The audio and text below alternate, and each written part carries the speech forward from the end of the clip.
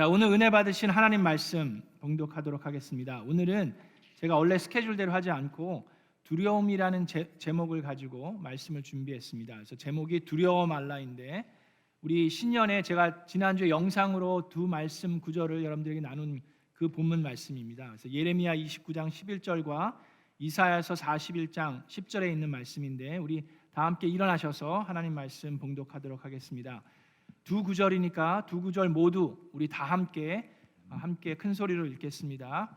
예레미야 29장 11절 먼저 읽고 곧 연이어서 이사야서 41장 10절 함께 봉독합니다.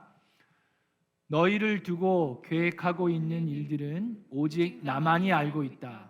내가 너희를 두고 계획하고 있는 일들은 재앙이 아니라 번영이다. 너희에게 미래에 대한 희망을 주려는 것이다. 나 주의 말이다. 내가 너와 함께 있으니 두려워하지 말아라. 내가 너의 하나님이니 떨지 말아라. 내가 너를 강하게 하겠다. 내가 너를 도와주고 내 승리의 오른팔로 너를 붙들어 주겠다. 아멘. 이것은 하나님의 말씀입니다.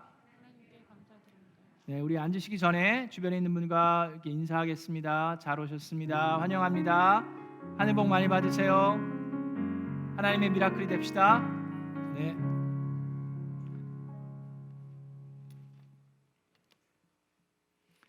네, 저런 여러분들이 기도해 주셔서 잘 회복하고 쉬고 또 그런 시간을 가졌습니다. 여러분들 신년에 첫 예배 때 제가 참여를 못해서 너무나도 죄송하고, 이 집에 있는 게 하여튼 마음이 되게 그랬는데, 그럼에도 불구하고 또 쉼의 시간도 주셨고 또 특별 새벽 기도도 준비할 수 있는 시간이 있어서 너무 감사했습니다. 그래서 어저께가 아니라 지난주 토요일 날 이제 다시 검사해서 이제 음성 네게티브가 나왔고요. 그래서 다시금 또 하나님 자리에 설 수 있게 해주신 하나님께 감사드리고 하나님을 찬양합니다. 자, 올해 이제 첫 이제 1월 달을 시작하면서 오늘 말씀은 두려워 말라라는 말씀입니다. 중앙일보에 실린 한 그 통계 조사를 어떤 목사님이 저한테 보내주셨는데, 그 통계가 뭐냐면 팬데믹 기간 동안 2021년 동안 미주에 있는 한인교회가 문 닫은 그 교회들이 얼마나 되는지에 대한 통계 조사입니다. 여러분, 2021년 동안 한 해 동안 미국에 있는 한인교회들 중에 문 닫은 교회 퍼센티지가 얼마나 될까요? 그 통계 조사에 보면 5개의 교회 중에 한 교회가 문을 닫았다고 합니다. 그러니까 20%가 문을 닫은 거예요. 꽤 많은 한인교회들이 문을 닫게 됐는데, 그 이유가 무엇입니까? 가장 큰 이유는 두려움 때문이라고 할 수 있습니다. 자, 코로나 때문에 이 팬데믹에 대한 두려움이라는 말은 무엇입니까? 어떻게 보면 죽음에 대한 두려움일 수 있고 아픔이나 고통에 대한 두려움일 수 있습니다. 혼자 사시는 분들도 이 죽음에 대한 두려움이 있을 수 있는데, 특히 부양하는 가족들이 있을 때, 또 자녀들이 어릴 때 더 걱정이 되고 큰 근심이 되고 두려워하는 마음이 생겨날 수가 있습니다. 근데 우리가 살아가면서 코로나뿐만 아니라 이런 팬데믹뿐만 아니라 여러 가지 다른 이유들 때문에 우리는 두려움을 경험하게 됩니다. 지금 팬데믹 기간 동안 사업이 더 잘 된 분도 있지만 사업이 망한 분들도 있고, 또 직장이 어려워져서 해고를 당하신 분들도 있고, 또 건강이 어려워진 분들도 있고, 여러 가지 두려움과 어려움 때문에 걱정 가운데 계시는 분들도 있으리라 생각합니다. 이렇게 보면은요, 믿음이 있는 사람도 두려워할 때가 있습니다. 그렇죠? 믿음이 있는 사람도 걱정이 찾아올 때가 분명히 있습니다. 성경에서 어떤 분들은 그 번역하는 거에 다르지만 NIV에서는 70번 이상이다, 킹제임스에서는 더 이상이다 그러는데 70번이든 80번이든 하나님께서 여러 번 계속해서 누누이 걱정하지 말아라, 근심하지 말아라라고 말씀하시는 것은 왜 그렇습니까? 사람들이 걱정하기 때문이에요. 사람들이 두려워하기 때문입니다. 자, 믿음의 사람들도 걱정하고 두려워합니다. 아브라함을 보시면 아브라함이 믿음의 조상이고 하나님께서 분명히 크게 역사하셨음에도 불구하고 아브라함도 두려워하는 마음이 있었습니다. 자기의 목숨이 두려워서 자기 아내를 누이라고 거짓말하는 것을 2번이나 했을 뿐만 아니라 하나님께서 나타나셔서 분명히 약속의 말씀으로 아들을 줄 것이라고 얘기하셨는데 나이가 자꾸 들어가니까 두려워지는 거예요. 내가 지금 나이가 몇인데 어떻게 아들을 낳나? 두려워하는 마음이 생겼기 때문에 자기의 여종 하갈과 결혼함으로 이스마엘을 낳게 됩니다. 자기 스스로 해결하라고 하는 그런 마음이 드는 모습이 아브라함이었어요. 여러분, 다윗도 마찬가지입니다. 우리 이 다윗 왕, 그 누구보다도 위대하고 유명한 다윗 왕도 골리앗 장군을 무찌를 때는 정말 두려울 게 없을 정도로 용기가 대단했는데, 나중에 사울 왕이 자기를 죽이려고 할 때 사울 왕이 두려워서 도망가기도 하고 아비멜렉이 두려워서 도망가기도 한 모습이 사무엘상 21장에 나옵니다. 시편 34편에는 다윗이 이렇게 고백합니다. 내가 주님을 간절히 찾았더니 주님께서 나에게 응답하시고 내 모든 두려움에서 나를 건져내셨다. 그러니까 다윗도 두려워했다라고 고백을 하는 거예요. 자, 인간들이 이렇게 믿음의 사람들도 두려워하는데 이 두려움이 도대체 언제부터 어떻게 찾아왔습니까? 그래서 아담이 우리 처음부터 돌아가서 창세기로 돌아가서 아담이 죄를 범하면서부터 두려움이 인간에게 찾아왔습니다. 아담이 죄를 범하고 하나님으로부터 숨으면서 창세기 3장에 아담도 두려워했다라고 나옵니다. 자, 그래서 죄를 범함으로 두려움이 생기기 시작했어요. 그리고 하나님께서는 계속해서 하나님을 믿는 사람들에게 두려워하지 말라고 명령하셨습니다. 자, 그럼에도 불구하고 우리가 계속해서 두려워하고 있다라 그러면 그것은 하나님께서 하지 말라 하는 것을 계속하고 있는 거예요. 그러면 그것은 무엇입니까? 불순종이에요. 어떻게 보면 불신일 수 있고, 그렇기 때문에 계속해서 두려움 가운데 어쩔 줄 몰라 하고 사는 것은 죄라고까지 말할 수가 있게 되는 겁니다. 그렇기 때문에 우리는 두려움을 극복해 나가는 것이 반드시 필요합니다.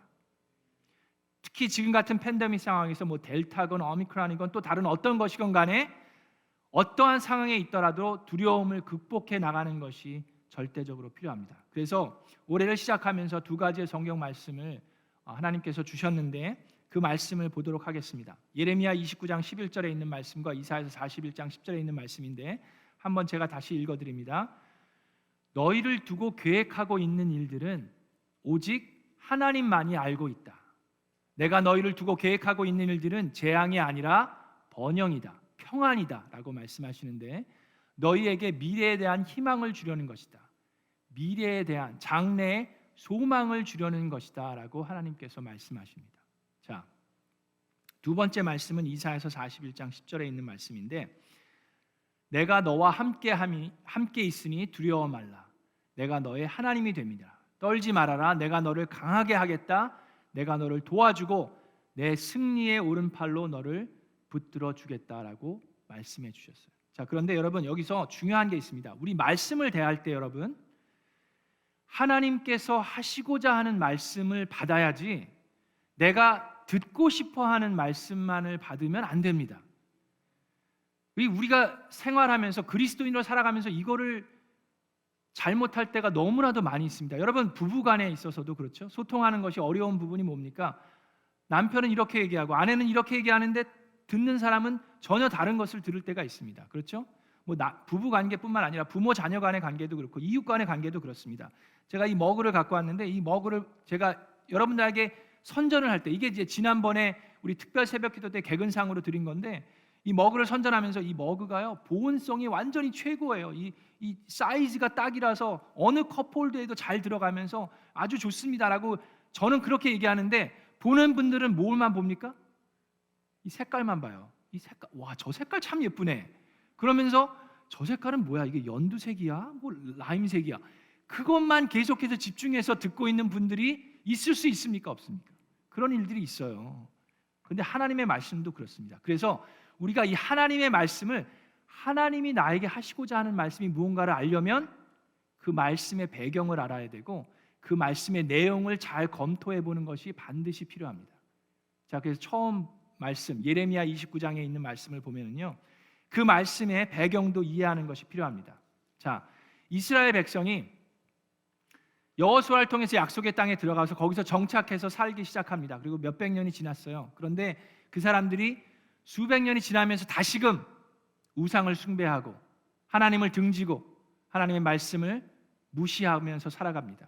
그랬을 때 하나님께서 많은 선지자들을 통해서, 스바냐를 통해서, 하박국을 통해서, 이사야를 통해서 계속해서 경고의 말씀을 하십니다. 정신 차려라. 하나님의 말씀에 순종하고 하나님을 두려워하며 경외하면서 살아라라고 계속해서 말씀하시는데, 그런데 이스라엘 백성은 듣지 않습니다.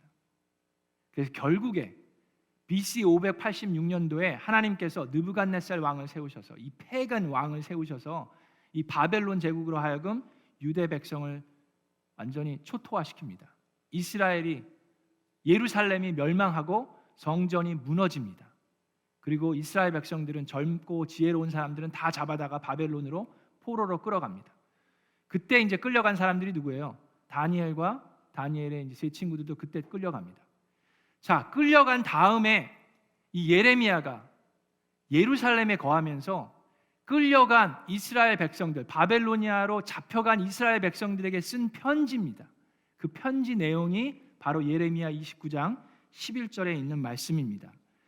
근데 예레미야의 그 편지 내용에 두 가지의 말씀이 있습니다. 첫 번째는 바벨로니아에 갔으니까 거기서 정착하고 살아라예요.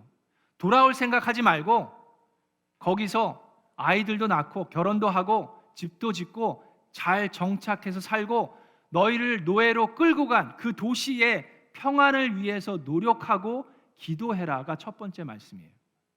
그 두 번째 말씀은 너희들 중에 거짓 예언자들이 자꾸 나와서 하나님의 말씀이라고 하면서 거짓 예언을 하는데 그거에 속지 말아라 라고 얘기합니다. 그 거짓 예언자는 뭡니까? 28장에 나오는 하나냐라고 할 수가 있는데, 그 하나냐가 그 사람 중에 하나입니다. 근데 이 하나냐 선지자는 본인이 하나님의 선지자라고 얘기하면서 하나님의 말씀이라고 얘기하면서 사람들이 듣고 싶어 하는 것들을 얘기합니다. 자, 여러분 한번 생각해 보세요. 유대 백성들의 마음이, 그때 마음이 어땠을까요? 예루살렘이 멸망했습니다. 하나님의 성전이 무너졌어요. 그리고 포로로 이 1600마일이나 되는 길을 걸어왔습니다. 여러분, 예루살렘에서 바벨론까지는 한 2700km, 그러니까 1600마일 정도가 되는데 그 거리는 여기서 휴스턴, 텍사스보다 조금 더 가는 거예요. 그 거리를 걸어서 온 거예요. 노예로. 그랬더니 그들의 마음이 얼마나 불안하고 두렵고 겁이 나고 힘들겠습니까? 자, 그런 사람들에게 이 거짓 예언자들은 얘기하는데 어떻게 얘기하냐면요, 이 하나냐 같은 사람이 28장에 보면, 자, 걱정 말아라. 2년만 지나면 이 느부갓네살 왕은 패할 거고 바벨로니아는 망할 거고 우리는 다시금 예루살렘으로 돌아갈 수 있을 것이다 라는 거짓말을 얘기합니다.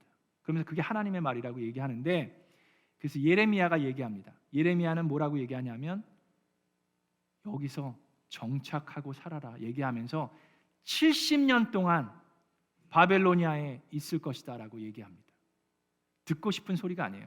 또 이스라엘 백성이 듣고 싶은 얘기는 뭡니까? 나의 원수들 예루살렘을 멸망하게 하고 나의 가족들을 죽이고 우리를 노예로 잡아온 이 바벨로니안 이 제국을 멸망시켜 주소서, 그게 그들이 원하는 얘기였는데, 예레미야는 뭐라고 얘기합니까? 너가 지금 잡혀온 이 도시의 평안을 위해서 노력하고 기도하라고 얘기합니다. 듣고 싶은 얘기가 아니에요. 자, 다시 한번 말씀을 봅니다. 그 생각을, 그 마음을 두시고 예레미야 29장 11절을 다시금 봅니다. 너희를 두고 계획하고 있는 일들은 오직 누가 안다고요? 하나님만이 알고 계신다. 내가 너희를 두고 계획하고 있는 일들은 재앙이 아니라 번영이다. 자, 먼저 보면 우리를 향하신, 하나님의 백성을 향하신 계획을 누가 안다고 그랬습니까? 그 거짓 예언자들이 얘기하는 게 아니라 하나님만이 알고 계시다라고 얘기하셨어요. 근데 그 계획은 뭡니까? 그 계획은 2년 만에 돌아가는 것이 아니라 70년 동안 바벨론에 머무는 것이었어요. 여러분, 지금 팬데믹을 겪으면서 어떤 분들은, 어떤 교회에서 어떤 목사님들은 이제 곧 팬데믹이 없어질 것입니다라고 호언장담하시는 분들이 계시더라고요. 1월 달에 고비이고 1월이 지나면 이제 2월 달이 되면서 조금 이제 수그러들면 이제 봄이 되고 여름이 되면 이제 다 무너지고 다 없어지고 평상시로 옛날처럼 돌아갈 것입니다라고 호언장담하시는 분도 계시고, 그 뭐 작년에도 그렇게 얘기하신 분들이 있어요. 자, 그러면 오늘 우리가 이 말씀을 받아들이면서 어떻게 해석하고 어떻게 받아들여야 됩니까? 그렇게 예언하시는 분들은, 그렇게 말씀하시는 분들은 다 거짓 예언자라고 얘기해야 됩니까? 그러면 참된 예언자들은 뭐예요? 이 팬데믹은 70년 동안 앞으로 우리와 함께 할 거니까 그냥 잘 견디면서 사십시오. 그게 우리가 받아들여야 하는 말입니까? 그렇지 않습니다. 여러분, 우리가 이 말씀을 통해서 확실히 알 수 있는 것이 무엇입니까? 팬데믹이 뭐 1년 안에 그만될 건지, 코로나가 없어질 건지, 뭐 백신이 어떻게 나올 건지, 그게 아니라 하나님께서는 우리를 향하신 하나님의 계획이 있다라고 말씀하십니다. 그리고 그 계획은 하나님만이 알고 계시다 라고 확실히 믿는 저와 여러분 되기를 바랍니다. 그 계획은요, 우리가 생각하고 우리가 기대하는 계획이 아닐 수 있습니다. 우리가 듣고 싶어하는 계획이 아닐 수 있어요. 우리가 듣고 싶어하는 것은 빨리 이 팬데믹이 없어지고 예전처럼 다시금 돌아오는 것이 우리가 원하는 것일 수 있습니다. 그러나 하나님의 계획은 우리의 생각과 다를 수 있습니다. 또한 하나님께서 말씀하신 게 무엇입니까? 내가 계획하고 있는 일들은 재앙이 아니라 번영이다라고 얘기하셨는데, 사람들이 얘기합니다. 어떻게 재앙이 아니고 70년 동안 바벨론에서 노예로 생활하는 게 어떻게 재앙이 아니고 번영, 평안이라고 얘기할 수 있습니까? 라고 우길 수 있고 따질 수 있습니다.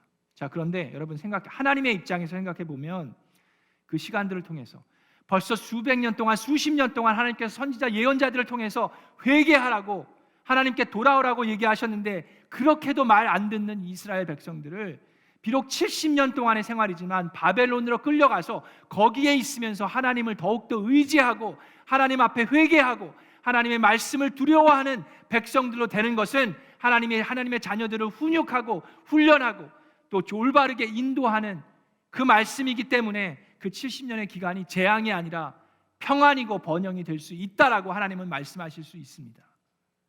뿐만 아니라 바벨론에서의 노예 생활은 우리가 생각하는 그런 노예 생활과는 큰 차이가 있습니다.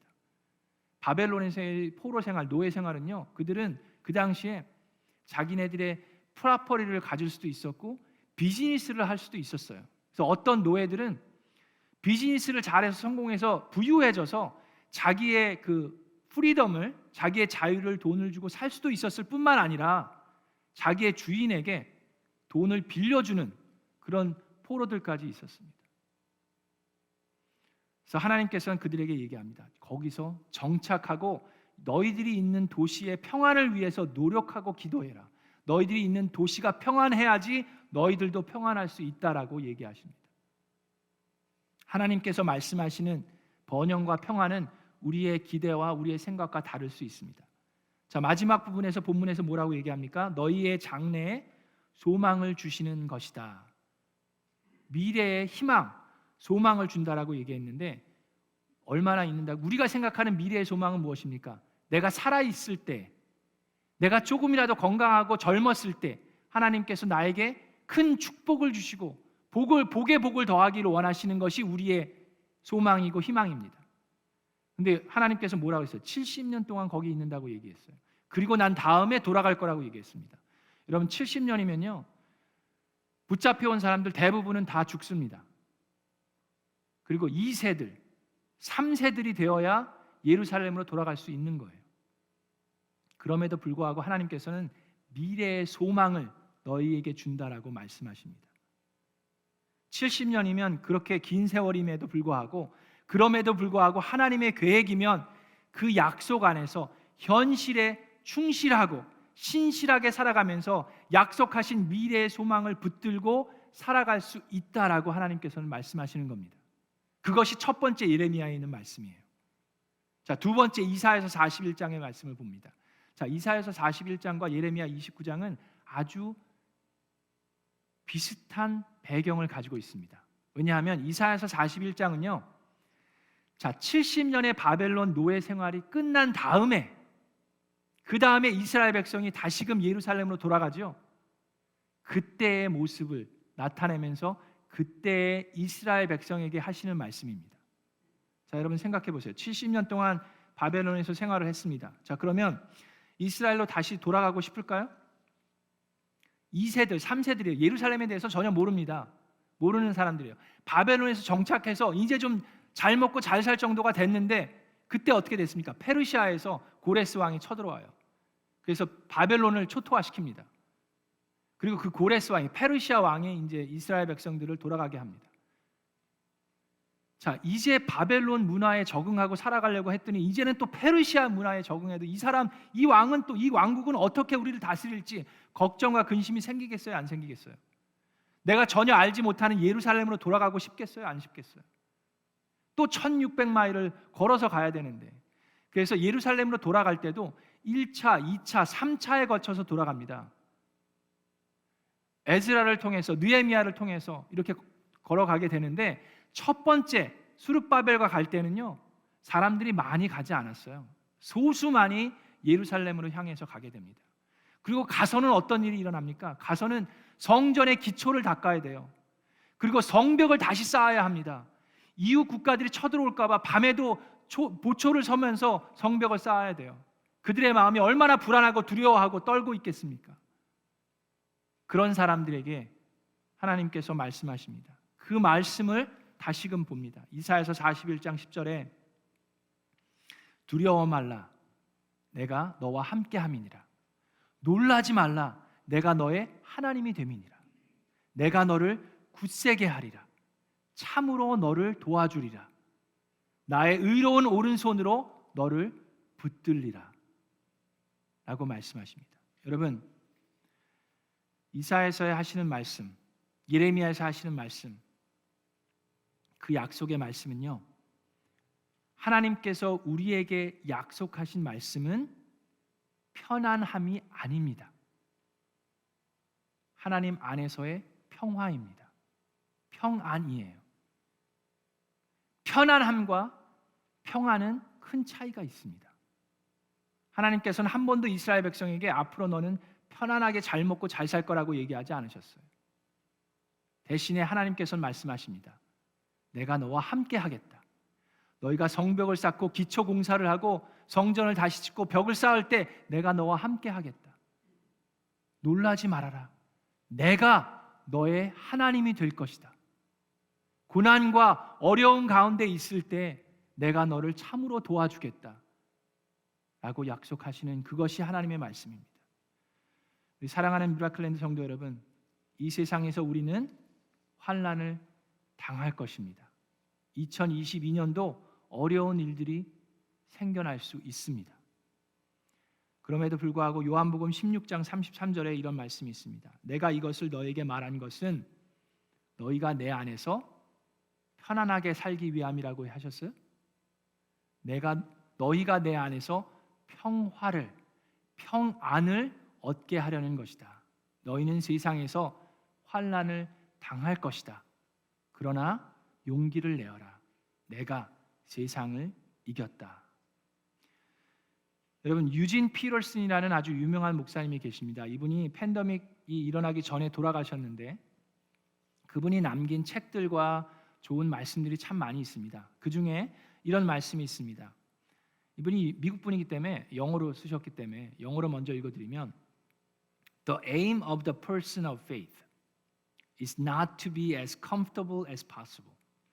믿음의 사람의 목표는 그냥 어떻게 하면 좀 더 편안한 삶을 살까가 아니라고 얘기하십니다.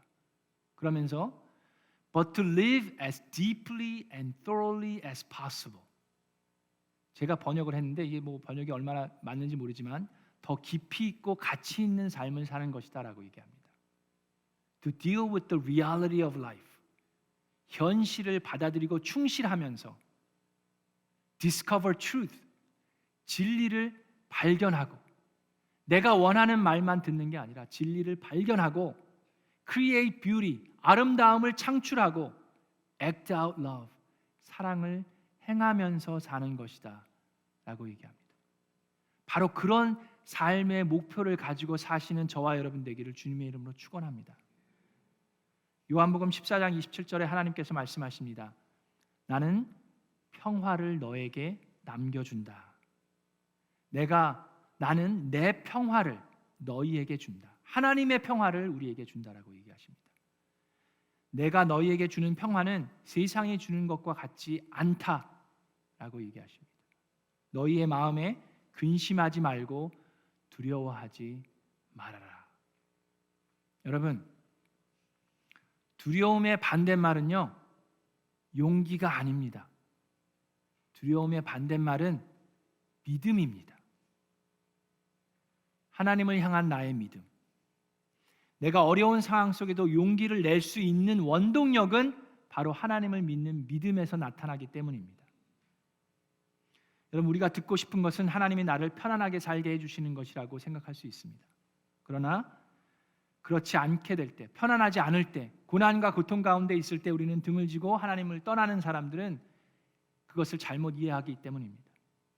그러나 하나님은 우리에게 편안함을 약속하신 것이 아니라 하나님 안에서의 평화, 평안을 약속하셨습니다. 여러분, 이 세상에서 살 때 우리 고난과 고통이 다가올 것입니다. 노예처럼 살 수도 있고, 땅과 집을 잃고 모든 것을 잃을 수도 있고, 새로운 곳에 가서 땅을 파고 성전을 짓고 담을 쌓아야 할 수도 있고, 목숨을 잃을 수도 있습니다. 나의 사랑하는 가족들이 어려운 가운데 거할 수도 있습니다.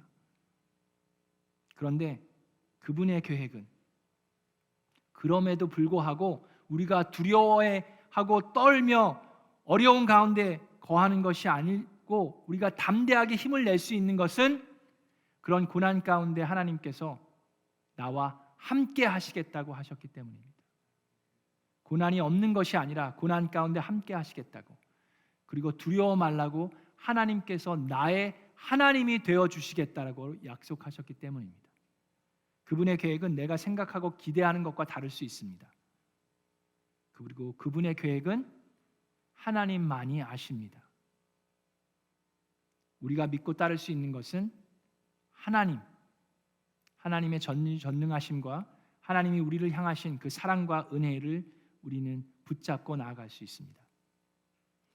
내가 어렵고 아프고 힘들어서 죽을 것 같을 때, 때로는 죽고 싶을 때, 그리고 죽음을 맞이한다 하더라도 그럴 때 하나님은 말씀하십니다.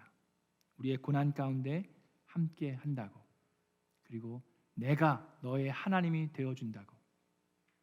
그 약속의 말씀, 그 미래의 소망을 붙들고 나아가는 저와 여러분 되기를 주님의 이름으로 축원합니다.